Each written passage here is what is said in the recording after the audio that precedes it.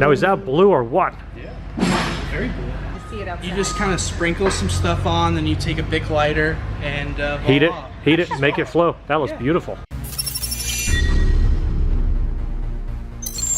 Just as you think that you're done climbing under a car, do it one more time. I just wanted to say thanks, guys. John, George, Esther, you guys are awesome. See if I make this thing go backwards. So not only does the customer trust us with the S2000, he trusts us with his truck, trailer, and S2000. So, believe it or not, this isn't the first customer's truck and trailer I have backed out. All right, next up, this S2000 is here for some cylinder head work. It's got multiple misfires, which we've found is often worn valve guides and worn valves.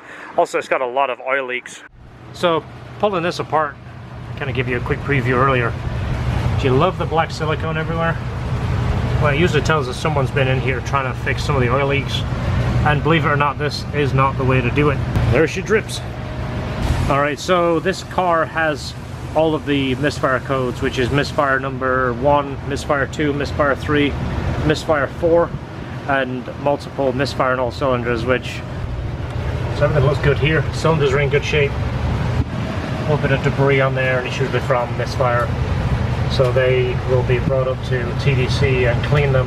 Gonna fill the coolant jackets first, but basically just clean the tops of the pistons and clean all of this area. Carboned up, and that's through it misfiring so bad it's not burning all the fuel each time, and it's building up carbon and building and building. So we got to get all that off before we put the fresh built head on there, because if not, if some of those pieces was to break loose, it could get stuck, you know, behind the new intake valve and start the whole series over again. Johan, thank you. Yes. So do you think we've reduced some more weight?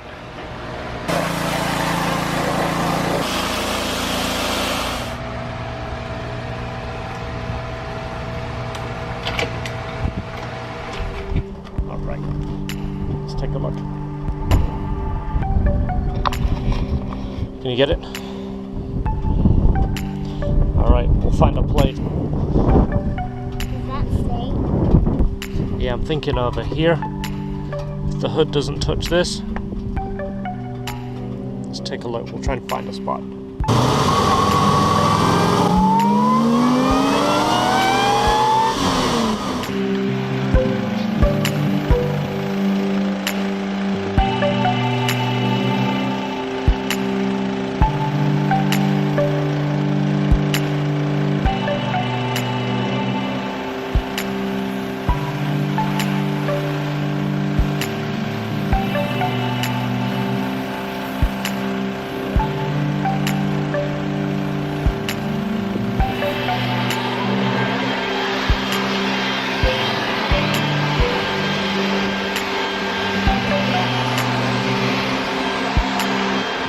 Alright, so I know someone's going to tell me that I'm washing the truck in less than ideal environment, I guess. It's kind of in the sun.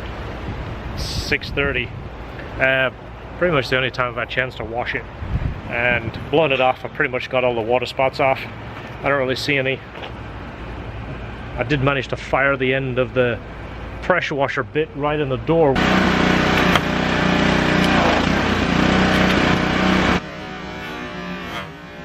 Did make me a little upset, but I looked it over, it didn't leave any damage.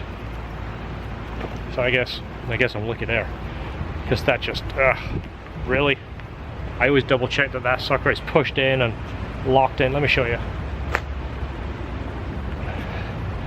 So these things, you pull this piece back and it's super stiff. I guess I need to grease it. But this, you pull this back, put it in there, and it clicks.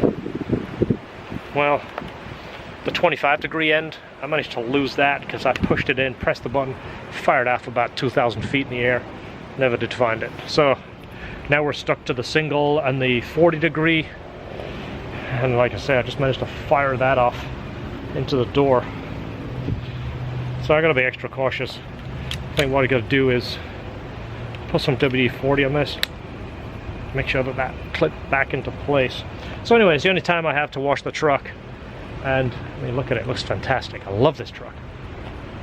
It does have paint correction by Sean, and it's done with ceramic. And then of course I use the Adams ceramic boost. Pretty much every time I wash it and dry it when it's cool, I go over the whole thing with a ceramic boost. It kind of acts like quick detailer. It's very, very easy to spray it on, wipe it off. You have to get one of these, by the way, the foam cannon.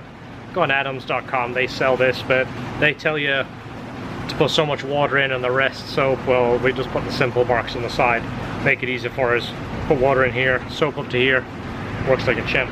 So it's the end of the day, everyone has gone home. George has gone home, Esther's gone home. Lisa didn't even show up today. One thing I gotta do is we have one of those cool little spray air freshener things that sprays like every 30 minutes. Well, it's empty. I gotta put a new cartridge in there. How about apple cinnamon? Quick test. Alright, so apparently this car is sat for a year. We don't know what happened. Customer was driving it, all of a sudden stopped running, and then they parked it. So first thing is we've got to trickle charge the battery, try and get some power in it, and then start diagnosing, see what is going on, see why it stopped running. But we've got to get this guy back up and running. This is too nice of a car to not be driving. So you've seen me talk about this before. What does an engine need? It needs fuel, needs spark, needs timing and compression. First thing we did was check fuel, and we had no fuel, so that sends us to that direction first, right?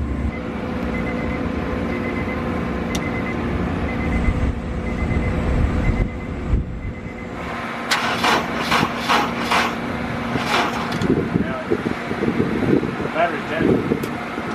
Let's go see if we can borrow a battery from our spare car. Put some power on it here just to help it. The battery has been sitting for a while.